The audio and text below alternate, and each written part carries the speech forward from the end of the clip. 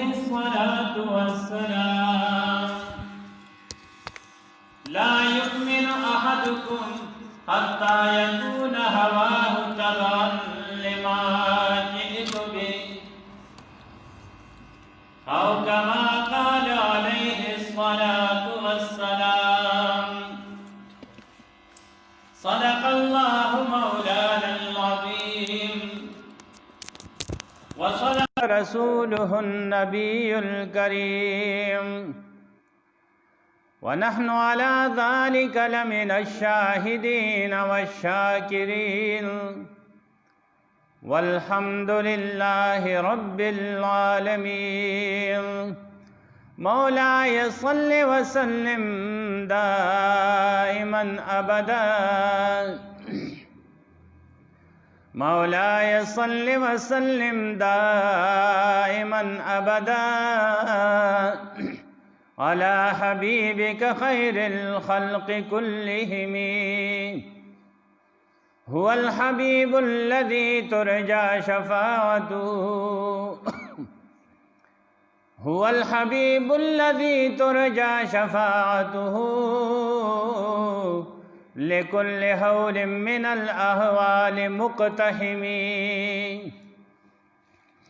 محمد سيد الكونين والثقلين محمد سيد الكونين والثقلين والفريقين من عرب ومن عجم ألا يا صاحب القصر المعلى ألا يا صاحب القصر المعلى ستدفن عن قريب في التراب له ملك ينادي كل يوم له ملك ينادي كل يوم لدول الموت وبنول الخراب إن الله وملائكته يصلون على النبي يا أيها الذين آمنوا صلوا عليه وسلموا تسليما اللهم صل على محمد وعلى آل محمد كما صليت على إبراهيم وعلى آل إبراهيم إنك حميد مجيد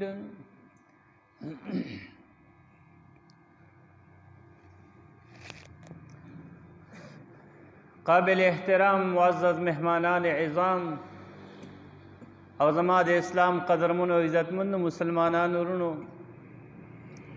تاسو دروان دي د قرآن عظیم الشان لغون دی عیسی او د امام الانبیاء فخر الرسل امام الانبیاء شفیع المذنبین رحمت للعالمین ساقی کوثر محمد رسول الله صلی الله علیه وسلم د مبارک ملغلرونه یو دو حدیث پاک ما تلاوت کړل لږ وخت مختصر الفاظو کې الله رب العزت ما غوندې ګناهګار ته د صحیح وینا تاسو ته صحیح اورېدو او بیا موږ ټولو ته صحیح د عمل کولو توفیق دې را نصیب کړي عزتمندو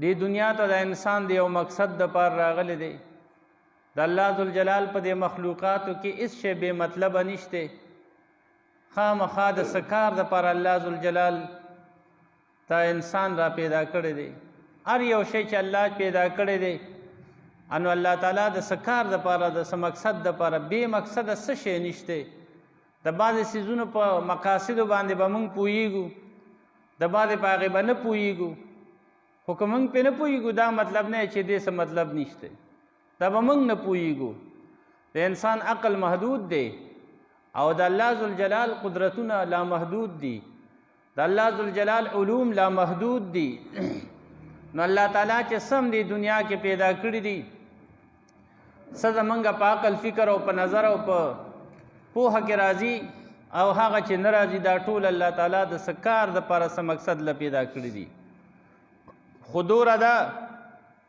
چې دا نظام چې الله ذوالجلال چلی، د اسمانونو او د ځمکو نظام چې چلیږي، دا دوره ښکلي ښکلي، دا څومره غټ غټ څیزونه چې الله پیدا کړي، که غرونه دي، که دا ځنګلې دي، که دا سمندر دی، او که دا اسمان دی، او که ځمکه دا ستوري دي، نور سپوږمۍ چې یو نور څومره دی څه حد یو الله ته معلوم دی، یو سیاره څومره ده. نو دوره خبره ده چې دا ټول په ټول باندې د انسان دپاره الله ذوالجلال پیدا کړي دي، د انسان خدمت کوي، د انسان دپاره الله رب العزت پیدا کړي دي. څه د انسان څه خدمت کوي، د انسان څه بل قسم خدمت کوي، خو ټول دي د خدمت دپاره. او انسان الله ذوالجلال څه دپاره پیدا کړی دی؟ الله رب العزت انسان د خپل ځان دپاره پیدا کړی دی، د خپل محبت دپاره پیدا کړی دی.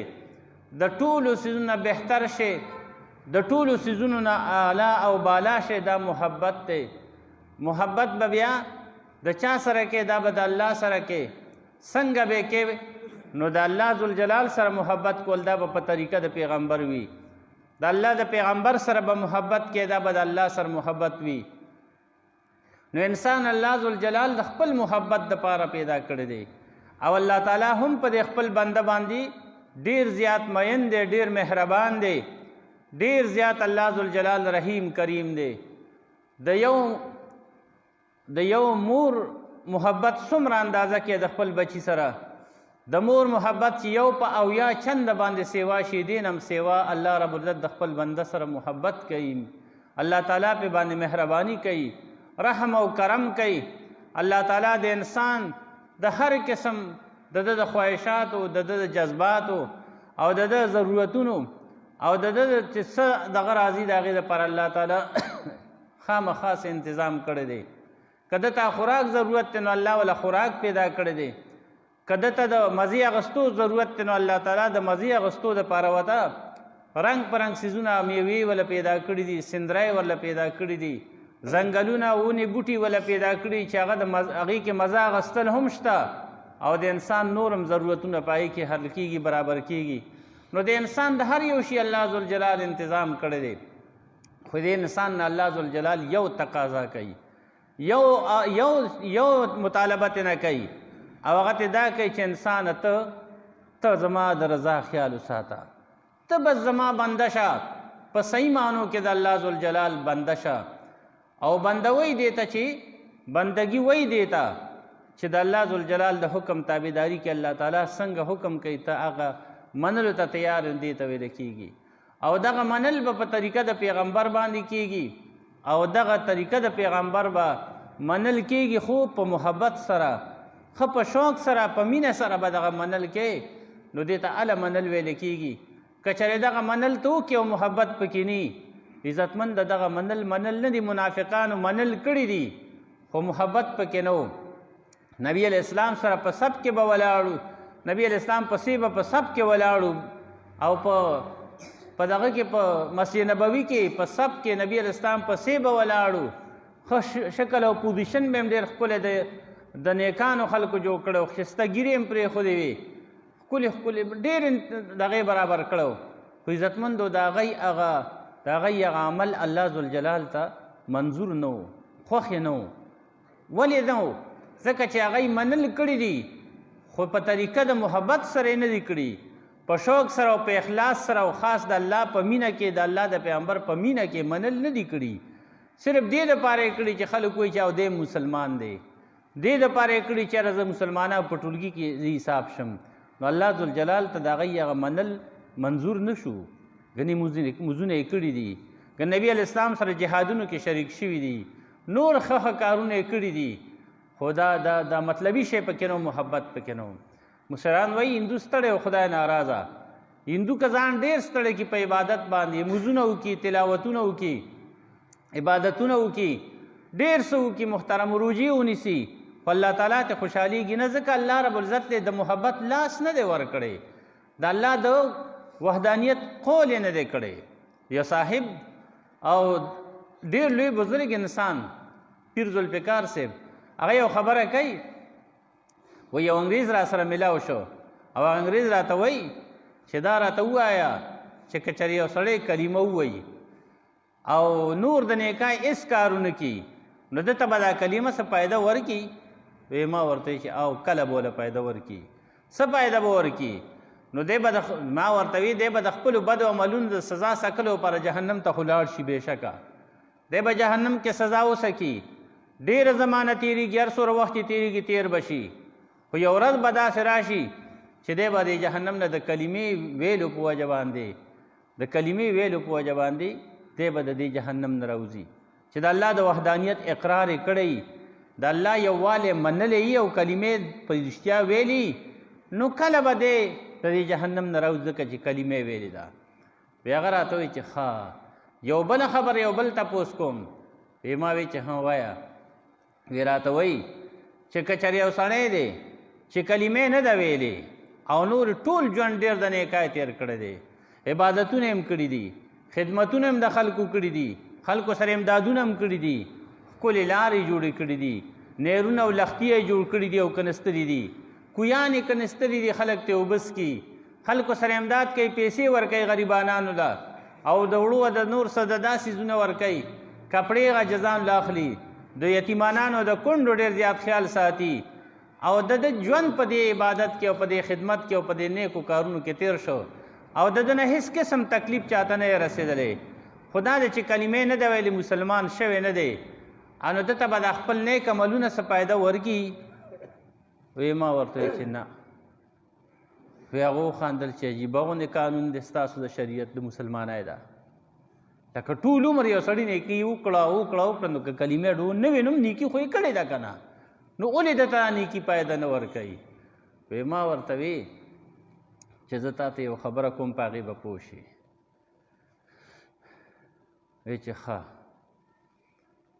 وی ما ورته وی چې یو سړی دی چې هغه صفر ولیکي او ورسره بل صفر ولیکي او ورسره بل صفر ولیکي او صفرونه ګیر داسې یو لوی کتار د صفرونو ولګوي او خدای دې سر ته ورته انسان نه لیکي، نو دلته به دې صفرونه څه جوړېږي؟ که دا یو لس صفرونه شي نو دا به دقه صفر وي او د صفر معنا صفر، د صفر معنا هېڅ شی نشته. نو که شل صفرونه ولیکې خو چې مخې ته ورته انسان نشته نو دغه صفرونه نه څه جوړېږي نه. یو ایک دې ولیکه ورسره د یو صفر وکړه نو چې ایک دې ولیکو نو ایک دی، او چې ورسره د یو صفر وکړه نو بیا 10 شو، او چې ورسره د بل صفر وکړه نو 100 شو، نو که د ورسره بل وکړو نو 1000 شو، نو که ورسره د بل وکړو نو 10000 شو، نو که ورسره بل وکړو مثال په طور داسې پیدا نو 1 लाख شو، او که د بل وکړو نو 10 लाख شو، او که د بل وکړو نو 1 کروڑ شو. ځپې خو چې صفر کې نو یو غټه حصه پکې سیوا کېږي. نو هغه چې نو ما ورته وی چې که چېرې د صفرونو سره 1 نه څه جوړېږي؟ وی چې نه. او چې دغه صفرونو سره 1 شي بیا د هر صفر نه څه جوړېږي؟ وی چې او ډېر څه جوړېږي. ما ورته وی لومبی به د الله ایک لګې، ایک به لګې چې الله ایک دی، یو دی، نو بیا ورسره صفر لګو، معمولي غوندې عبادت کوه، هغه به تعالی الله پاک یو په 10 باندې بدلی، یو په 20 به دله بدلی، یو په 100 به دله بدلی، یو په 200، یو په 1400، یو په 100 لکه.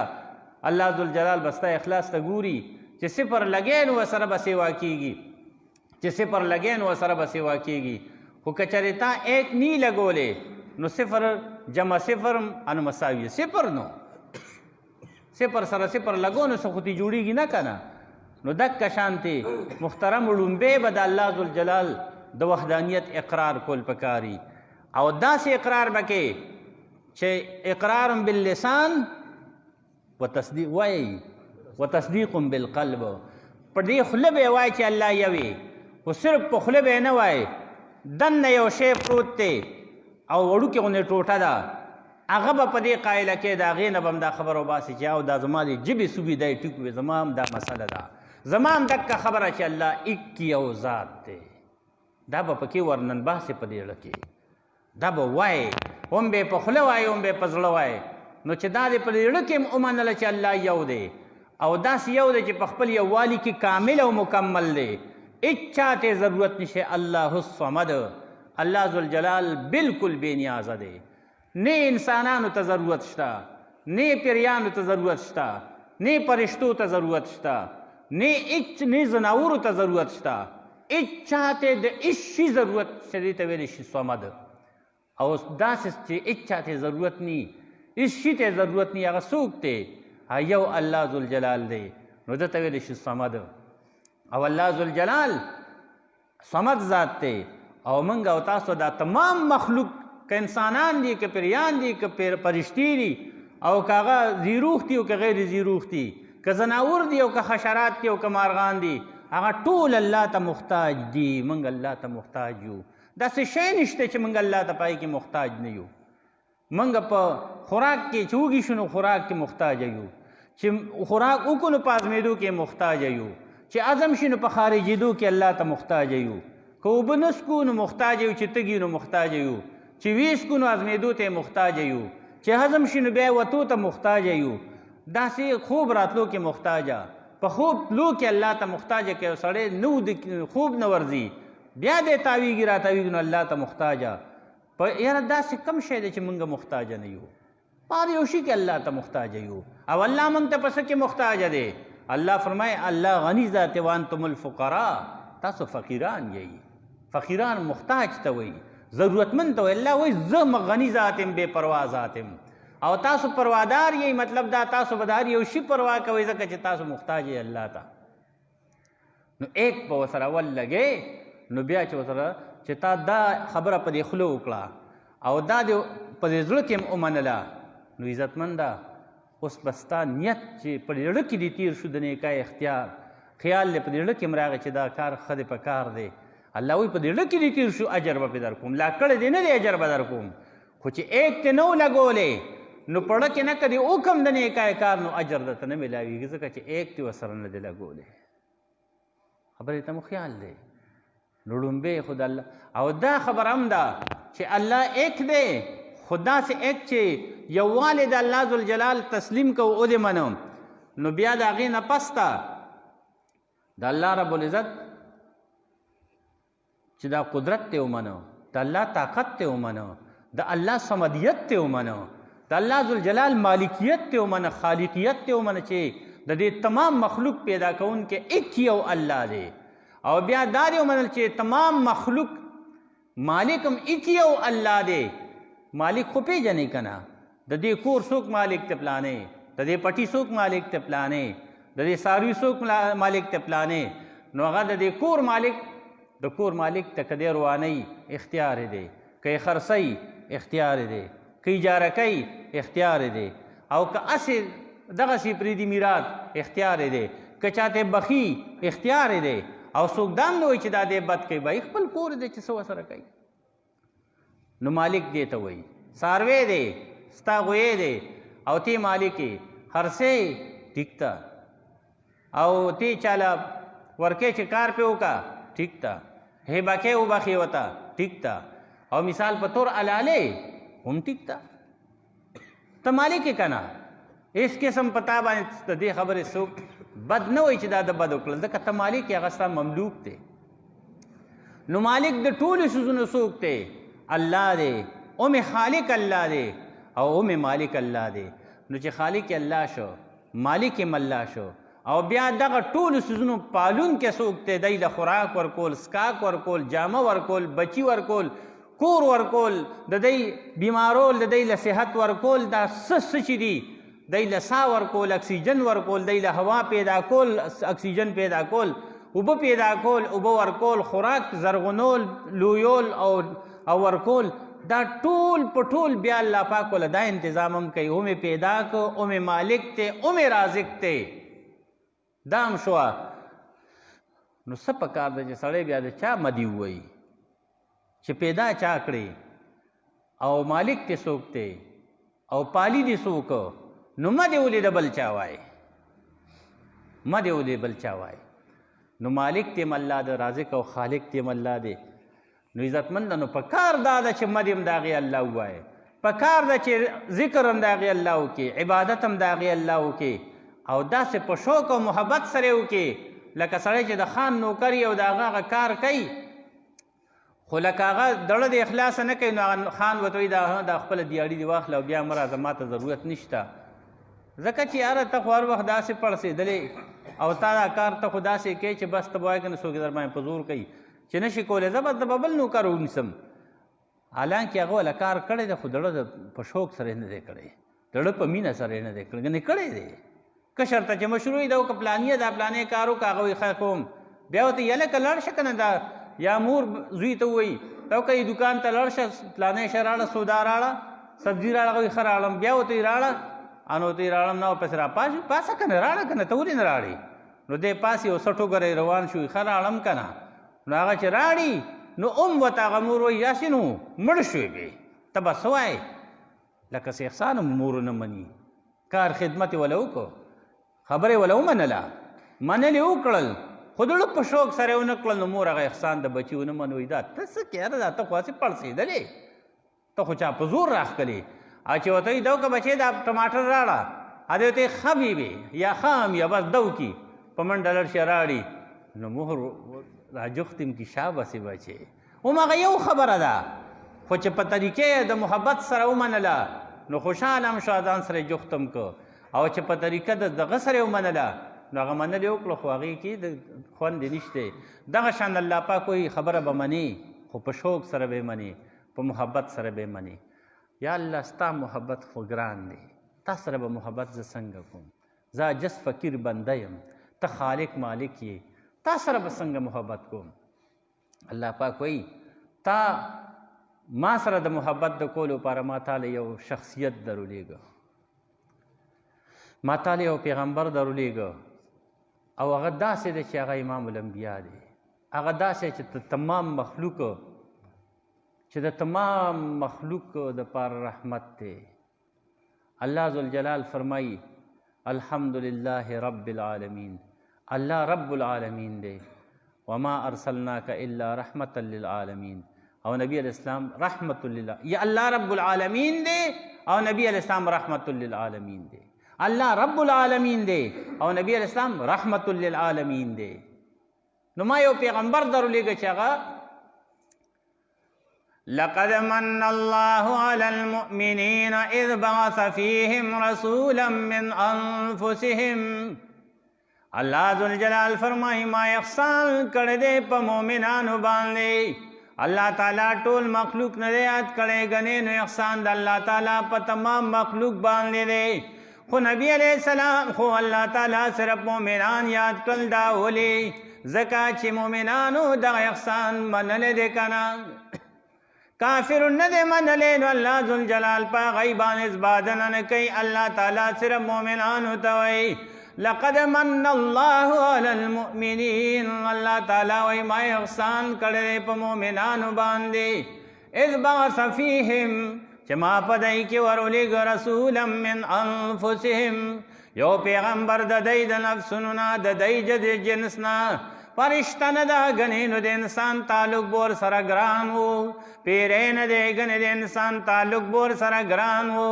الله وایي ما ستاسو دپاره تاسو د جنس نه پیغمبر درولېږه او داسې پیغمبر مې درولېږه عزیز علیه ما عنتم حریص علیکم بالمؤمنین رؤوف رحیم.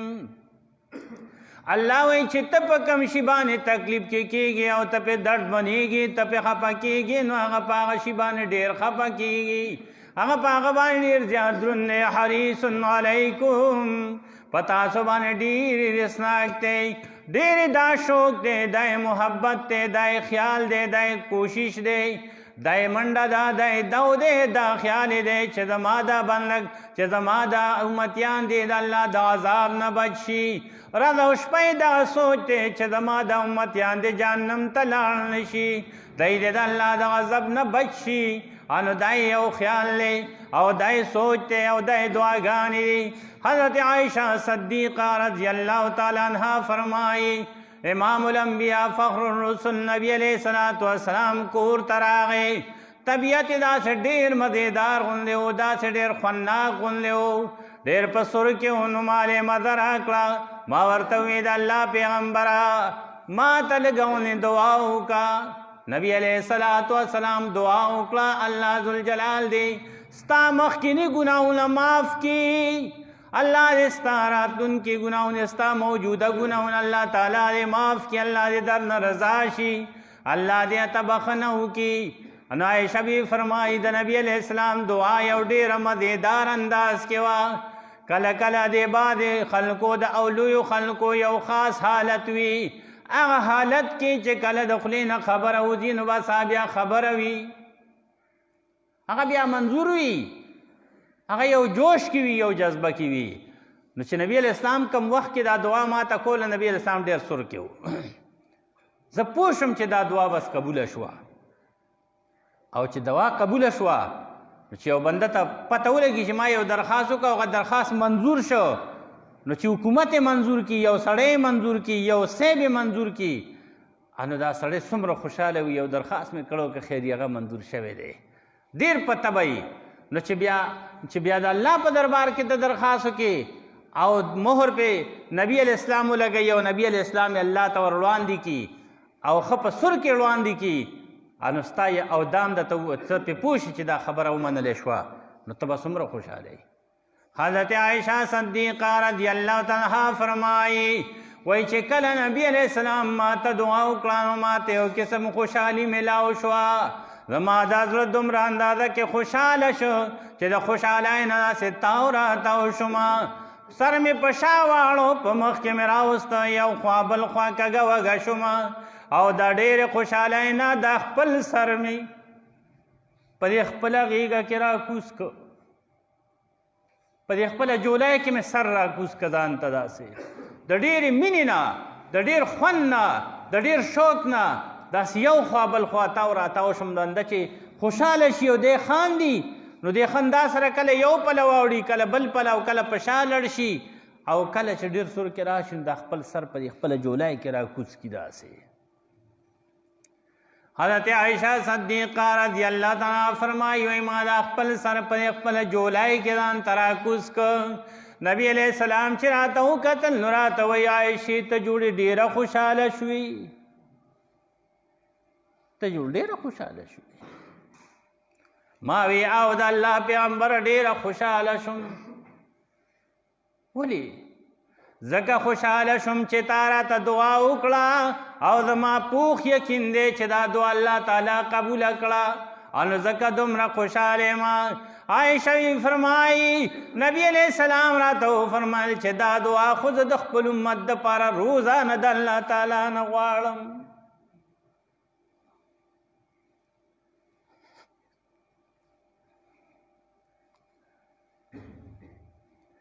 تا ته مې وکړم ته څومره خوشحاله شوي، او زه د خپل امت دپاره دا دعا روزانه د الله پاک نه غواړم. داسې پیغمبر الله را کړی دی، خو چا ونه پېژنده، چا ونه پېژنده، چې چا وپېژنده نو هغه وپېژنده. چا وپېژنده؟ حضرت ابوبکر صدیق رضی الله تعالی عنه وپېژنده. چا وپېژنده؟ حضرت عمر فاروق رضی الله تعالی عنه وپېژنده.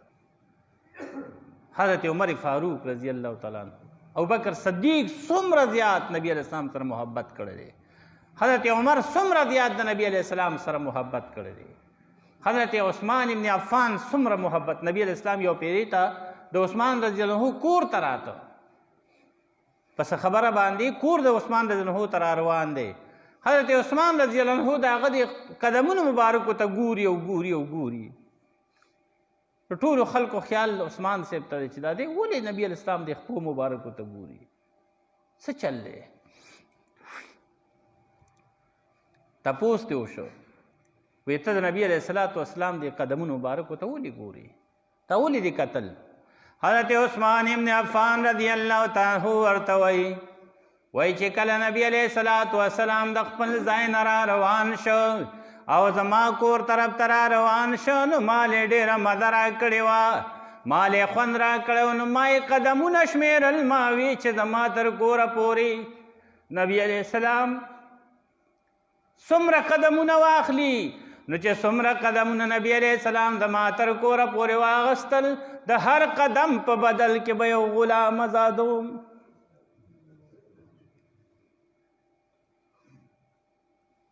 मोहब्बत जिसको कहती है बड़ी मुश्किल से होती है, फकत एक बार होती है, हुलूसी दिल से होती है। मोहब्बत दे तो वही سوره قدمونه به اغستی ته دې اندر دې نه را پور لړ شو قدمونه به نو چې در کور د نبی اسلام د عثمان رضی الله عنه پورې بسو قدمونه نبی اسلام اغستی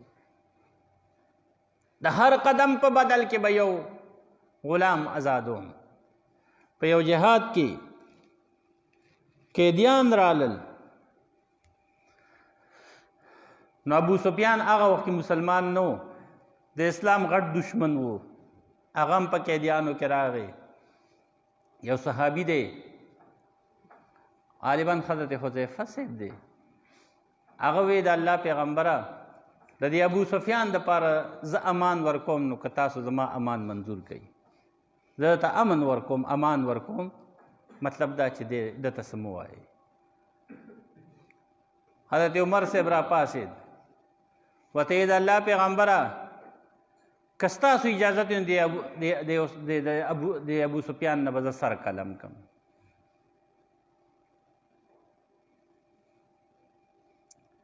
که ستاسو اجازت وي زه به د ابو سفیان نه سر قلم کړم چې لغوندې د زړه ته مو داسې یخوالی میلاو شي. ځکه د ډېر زیات ظلمونه او ډېر زیاتې یې کړی د مسلمانانو سره اسلام سره او ته ډېر دردمن کړی او خفه کړی. نو که ستا اجازه نو دغني یا رسول الله اضرب عنق هذا المنافق. دا به عمر سے به کله کله چې منافق به راګیر کړي نو به پیغمبر د خدای پرې مې ده چې سر ته کټ کړم. نو ابو سفیان چې راغی نو هغه یو صحابي وي زه وله امن ورکوم. حضرت عمر سے به ته جي ما ته اجازت راکړه امن نه ما له اجازت راکړه چې ستا په مخ کې ته سر والوزو ما هغه ځای ته لرې کړم دلې سره امن ورکوم. هغه ورته داسې را دغه شو هغه ورته وی دا حضرت عباس صاحب و حضرت حذیفه صاحب حضرت عباس صاحب. حضرت عباس صاحب چې و د نبی د اسلام ترو وی ما ته زه د ابو سفیان له امن ورکوم او حضرت عمر صاحب ورته وی زه به ته سر کټ کړم. نو چې عمر صاحب دا خبر وکړه نو عباس صاحب ورته وی عمره ته د عباس نه سر کټ کې که دا د بنو غدي قبیلې یو سړی وی نو بیا به دې داسې نه ویلي لکه دا د قبیله وه خو د دی یادې. عمر ورته عباس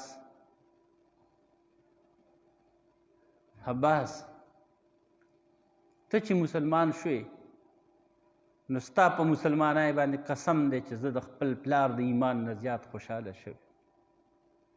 تا چې اسلام قبول کو ته مسلمان شوې زما د قسم وي په الله باندې چې په هغه غرض باندې زه د خپل سکه پلار د ایمان راړلو نه زیات په تا باندې خوشحاله شوی یم. او دا ځکه خوشحاله شوی یم چې ستا په ایمان راړلو باندې محمد رسول الله صلی الله علیه وسلم ډېر زیات خوشحاله شوی او چې څوک د نبی الاسلام چې نبی الاسلام په کوم شي خوشحاله شي زه په هغې ډېر خوشحالېږم. نو یې ستا په ایمان راړلو زه دومره زیات خوشحاله شویم دا ته کمې خبرې کوي. دومره اندازه کې حضرت عمر صاحب کې محبت و دومره اندازه کې مینه وه. یو پیرې ته د شپې هغه به ګش کو د شپې ووته ګش کوي په یو کور باندې ورغی او په هغه کور کې یو زنانه د یو بای ده او هغه د نبي علیه الصلاة والسلام په عشاقو کې ده ډېره لویه عاشقه ډېره زیاته مینه ناکه وه. نبي علیه السلام سره ډېر محبت و. هغه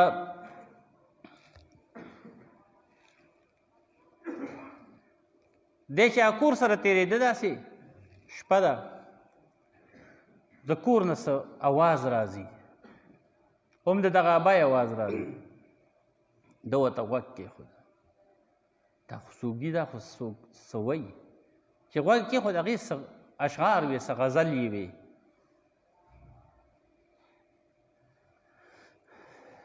ده ورته ویې ده ور وډبو چې ور وډبو هغه شپه خو تېره وه سهار ورپسې لړ نو ور وته وډبو ابا یې راووته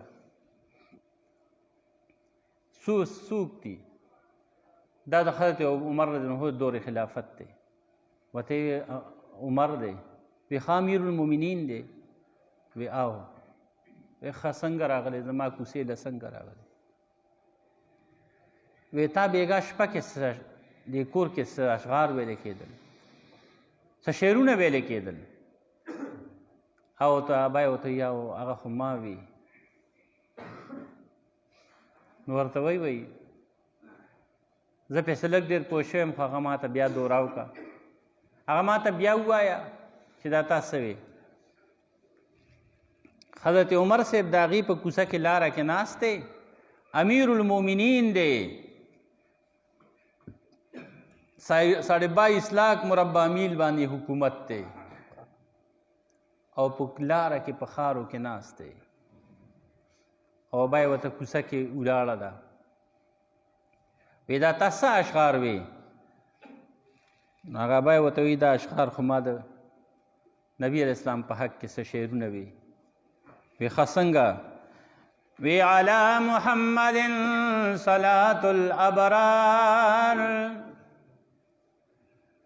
علی محمد صلاة الابرار صلی علیہ الطیبون الاخیار درودونه دی وی د الله ذوالجلال په خوږ پیغمبر باندې نیکان خلق ور باندې درودونه لیږي قد کان صوما بکا بالاسحار یا لیت شعری والنمایا اتوار وتوی قد کان دغه نیکان خلق چې د شپې په وخت کې په نبی علیه السلام باندې درودونه لیږي نو دره د بیا روجیم نیسي داسې نیکان خلق دي چې نبی علیه السلام باندې درودونه لیږي او دره د بیا روجی نیسي یا لیت شعری والمنایا اتوار هل تجمعنی وحبیب الابرار حبیب الدار هل تجمعنی وحبیب الدار وی ارمان دی چې داسې کچرې ما ته دا پته ولګېده چې مرګ به راشي خو بیا د مرګ نه پسته به ته نبي علیه السلام سره جنت کې یو ځای شي افسوس چې ما ته څوک دا ووایي وی دا ما دا اشعار وي نبی علیه السلام نه جدا شوي یو هغه رانه الله اخیستی دی او زړه مې دردمند دی نو د شپې چې خلک ویده شي نو زه هغه یادوم او هغه پسې اشعار وایم حضرت عمر صاحب ته جو قتل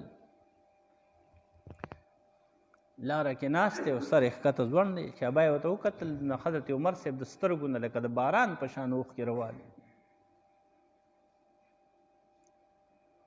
سترګې مبارکې داسې سرې دي او هغه ځای نه راپاڅېد او کور ته راغی او څو ورځې د هغې د لاسه هغه بیمار پروت و بیا دوره حد ته نبي علیه السلام باندې مین و نو محترمو سر کې ما یو خبره کړې وه تاسو ته چې د الله ذوالجلال حکم منل دي په طریقه د محبت سره منل دي او د الله حکم منل په طریقه د محبت سره هغه دا دی چې د پیغمبر سره محبت وکړي د پیغمبر منل وکړي د پیغمبر سره مینه وکړي د پیغمبر خبره ومني او ښه دړه د اخلاصه سټ نه ګرې په شوق سره یې ومني نو الله پاک وایي چې داسې دې وکړه الله پاک وایي بس زما خبره ختمه شوه من یطع الرسول فقد اطاع الله چې زما د حبیب خبره دې ومنله بس زما دې ومنله زما ځان له بله خبره نشته زما خبره هم دکه ده کومه چې تا ته ده وکړه نبی علیه السلام سره محبت څه دی د نبی علیه السلام طریقې خپلول دي د نبی علیه السلام سره محبت هغه طریقې سره کول کوم چې صحابه موږ ته ښودلی دی موږ ته حضرت ابوبکر صدیق ښودلی دی موږ ته حضرت عمر فاروق ښودلی دی موږ ته حضرت عثمان بن عفان حضرت علی مرتضی حضرت سلمان حضرت بلال حضرت صہیب رومی یاره خلکو کې دوره مینه پاتې نه شوه بېګا یو ځای کې پروګرام و هغې نه چې فارغ شو بیان وشو خبرې اترې دعا وشوه او زه جومات نه راوتم خلک را سره ډېر ګڼ دي انا یو ملګری راته ویې یاره جي وایي زمونږ دې جومات کې او داسې د نورو کې موږ وینو چې د جمعې په ورځ باندې هلکان فرض موضوع کې 2 رکعاته نو ورپسې بیا موز نه کوي، ورپسې بیا سنت نه کوي. باروزي مایدی کې د نبی اسلام محبت نشته، دی کې نبی اسلام مینه نشته. او چې د نبی اسلام مینه پکې نه یاره چې تا سنت ونه کړل، الله ذوالجلال ته مخامخ شي موز دې کړی دی او پیغام فرشتي وایي او الله فرض یې کړي دي. نبی علیه السلام ته وایي څه دې خیال دی؟ نبی علیه السلام ورته وایي خدای ستا خوښه ده که بخي که نه بخي ما سره څه تعلق ځکه نشته چې زما خبره خو نه ده منلې. الله پاک وایي چې ستا نه ده منلې زما فرض زه منم نه، زما فرض به هله قبول وي چې ته خوشحاله یې، چې ته ووایې چې ته ورته ووایې چې او خدای پاک دا زما امتي ده ویې بخه. نو محترمو دا اوسني هلکان فرض وکړي او سنت پرېږدي. ته به څنګه ووایې چې د الله حبیبه زما دپاره سپارښ وکړه. شفارس خو پر ورځ د قیامت به شفیع المذنبین چا ته وایي؟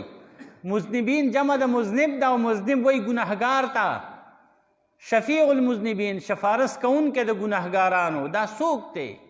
دا صرف او صرف محمد رسول الله صلی الله علیه وسلم دی. نو چې تا هغه خفه کړی دی نو څنګه به تاله سپارښ وکړي؟ چې تا هغه خوشحاله کړی نه دی نو څنګه به له سپارښ وکړي؟ چې تا د هغه په سننو عمل نه دی کړی، هغه تا دردمند کړی دی. د اوسني امت نه خو نبي اسلام په روزه مبارکه کې دردمند دی. داسې کارونه موږ لیکو زمونږ د دې ټول امت دا عملونه د پیر پر ورځ باندې او د زیارت پر ورځ باندې نبي اسلام ته وړاندې کولی شي. په هفته کې 2 ورځې داسې چې نبي اسلام ته وړاندې کولی شي او نبی علیه الصلاة والسلام ته ښودلی شي دا ستا امتي ده، دا کړي ده، دا کړي ده، دا کړي ده. نو چې په هغې عمل کې زما د هفتې عمل نبي اسلام ته وړاندې شو، ما پکې په نبي اسلام درود نه دی ویلی. درود به څه ووایه؟ تا سنت نه دي کړي نو ته به درود څه ووایې؟ نو څنګه بیا زه وایم چې د الله حبیبه الله نبي الله په دربار کې زما لپاره سپارښ وکړه؟ څنګه به ووایې؟ سپارښ کولی کېږي چې تا نه خوا خوشحاله یي که نه؟ سپارښ دپاره خو بنده خپل بنده ګوري، یار دوست او نږدې بنده ګوري، چې ښه تعلقدار وي هغه ګوري. نو چې هغه تا خوشحاله کړی نه، هغه دې خفه کړی نه، بس تا لپاره څنګه سپارښ وکړي؟ محترمو تعلق جوړ کړئ د الله سره او د الله دا ټولې خبرې مترړې پاتې دي. ګورئ دا چې تاسو په څه باندې که زه یې موکتی خو دا چې موږ په څه کلکېږو دا فضول دي. د دنیا په یو شي باندې کلک نشي. د دنیا بنګله ده نو پاتې، جایداد ده نو پاتې، بچی دي نو پاتې. الله قرآن کې فرمایي المال والبنون زینت الحیات الدنیا. مال او زامن د دنیا پړک پړوک دی، دا د دنیا پړک پړوک دی چې په تا راله خدای شته که د سره څه مدد وکړي. چې کوم سړي ستا په وتو شوه، که زامن یې دي نو څه به وکړي، که لوڼه یې دي نو څه به وکړي، که ښځه یې ده نو څه به وکړي. هېڅوک دې په ښه نه راځي. په خپله کپرای به د یار الله ته به ایک یوازې ور مخامخ کېږي. په دې سوړه کې به ته یوازې اوږد اوږد کېږي او یوازې به یې تا سره څه قسم مدد څوک نشي کولی. نه د سره په دغه وخت کولی شي، نه د سره په قبر کې کولی شي او نه په محشر کې کولی شي. یوم یفر المرء من اخیه و امه و ابیه و صاحبته و بنیه. الله وایي سړی به تېښته کوي من ابیه و امه و ابیه و د رور نه، د پلار نه، د مور نه، و بنیه زامنو نه، وصایب لکل امرئ منهم یومئذ شأن یغنیه. الله فرمایي هر سړی به لکل امرئ د هر سړي لپاره یومئذ په دغه ورځ شأن یو حال به یغنیه چې د بل نه بې پروایي. خلک پښتو کې دا ښځې چې چاته خیره کوي خدای دې په ځان اخته کړه. دا غټه خیره ده چې سړی په ځان اخته شي، د ده بیا نه بچو ته خیال یې نه بیا کور ته خیال یې نه مال ته خیال یې نه بچو ته هېڅ شي ته خیال نه، په ځان اخته یي که نه. نو الله ذوالجلال فرمایي په دغه ورځ باندې به هر سړی په ځان اخته یي، په ځان. لکل امرئ منهم یومئذ شأن یغنیه. هر سړی به یو حال وي چې دی به بې پروایي د بل نه. ته به په ځان یې، زه به په انتهایي سخت وختونه دي او په هغې سختو وختونو کې بغیر د امام الانبیا فخر رسول محمد رسول الله هېڅوک ته په ښه نه راځي، هېڅوک ته په ښه نه راځي. او چې هغه سره تعلق ساتلی دی، درود دې پې لیږلی دی، مینه دې ورسره کړې ده، د هغه په سننو باندې عمل دې کړی دی، بس یاره کار به دې سم شي. زمونږ ستاسو به څه عمل وي، زمونږ د عمل کار روان دی، عمل اول شته نه، او چې وي کو نو هغه د ریا نه، د ښودنې نه، بل ته د ښودنې د دکلاوي نه ډک دی، هغه د قبلېدو نه دی. نو کار زمونږ روان دی، زمونږ کار بس په دې یو خبره که موږ راټینګ کړو چې موږ نبي علیه الصلاة والسلام خوشحاله کړو، هغه زمونږ دپاره سپارښ وکړو، نو انشاءالله چې کار به سم شي. او که هغه هم خفه کړو، خپل عمل هم نی، نو په خپله سوچ وکړه زمونږ به څه حال جوړي. ژوند ښکلی تیر کوي، خیال وساتئ. هغه کار چې د الله پیغمبر پې خفه کېږي نو الله پې خفه کېږي، د هغې نه ځان وساتئ. که حرامخوري ده، که ریرس دی، که هغه مثال په طور دوکه ده، که دروغ دی، که کنزل دی، که بېحیایي ده، بېغیرتي ده، او که هغه رشوت دی، که سود دی، که څه دی چې د الله او د الله د پیغمبر خوښ نه وي. د الله او د الله د پیغمبر یو شی دی، یو شی دی، یو چې کوم شی د الله نه دی خوښ، د الله د پیغمبر نه دی خوښ. چې کوم شی د الله خوښ دی، د الله د پیغمبر خوښ دی. نو دغه ژوند لږې ورځې دي، یو څو ورځې پس به نه ته نه به زه یم دې ځای کې که یي که دنیا آباده یم، نور خلک به یي. یو زیات نه زیات یو پیړی چې بله اوړي 100 کاله اوړي، خدای شته. که په دې تمام لاهور کې نه، تحصیل لاهور ضلع صوبه نه، پښتونخوا او پاکستان نه قسم سره کوم خانس پنشم چې که 100 کاله پس په دې تمامه دنیا کې یو بنده ژوند دی. که یي نو نور خلک به دا مخلوق بني، دا خلک بني 100 کاله پس به یو ماشوم نن د 10 کالو 100 کاله پس به 10 ته پاسه 100 وي، نو چېرته به وي؟ دا څومره لږه زندګي ده، دا څومره وخت دی، دا څومره وخت دی چې دا رانه هم دغسې لړ شي. ټول خلک د دنیا په ښایسته کولو او دنیا په آبادولو نښتې دی، آخرت هیر دی، خدای سره مخامخ کېدل هیر دی. دا غم نشته چې زه به الله څه جواب ورکوم. زه خو دا کار کوم، خو الله خو په دې خفه کېږي، خو چې زه به خدای ته څه وایم. یروره کوې د غوبه نه خوشي شي، مالک نه خو نه خوشي کېږي. که چېرې دلته تا نه څوک تپوس نه کړي، دا مه وایه چې تپوس نه شي، ختمه شو خبره. تپوس کولو یو عدالت شته، هغه ډېر لوی عدالت دی، او هغې کې الله ذوالجلال فرمایي خدای شته فمن یعمل مثقال ذره، د سور میږي د سر برابر کړي، ښه کړي دي او که بد کړي دي. الله وایي روک نه دي، وی به وینې، وبې وینې، پته به ته ولګي. روکېږي نه، تا نه بهیر الله سره محفوظ پراته دي. الله تعالی وایي ستا په دې اوږه مې 2 کیمرمین کېنولي دي، 2 کیمرمین کرامن کاتبین یعلمون ما تفعلون. ستا په دې اوږو مې 2 کاتبان، 2 منشیان، 2 کیمرمین کېنولي دي، او هغه ستا هر یو خبر ریکارډ کوي، هغه ستا انداز ریکارډ کوي. ته چې پیښې وکړې نو ریکارډ کوي، ته چې سترګه ووایې داسې په بد نیت باندې چاته، نو الله وایي ریکارډ کوي یې دله. او چې ورځ د محشر شي نو درته به ووایم چې وګوره ورته دا تا څه کړي دي. خدای شته که هغه پټ شي. ځکه الله قرآن کې فرمایي ولا یغتب بعضکم بعضا، یو بل پسې بد مه وایه ځکه چې دا لیکلي دي، روک نه دي. یو بل پسې پیښې مه کوئ ځکه چې دا لیکلي دي، روک نه دي. یو بل پسې خندا مه کوه، دا لیکلي دي، دا روک نه دي، دا الله سره ریکارډ دي. نو په دې خپلو خبرو باندې، په دې خپلو کارونو باندې ولې کېږو. محترم الله دې ما او تاسو عمل توفیق را نصیب کړي. الله دې خپل خوږ پیغمبر اتباع او محبت را نصیب کړي.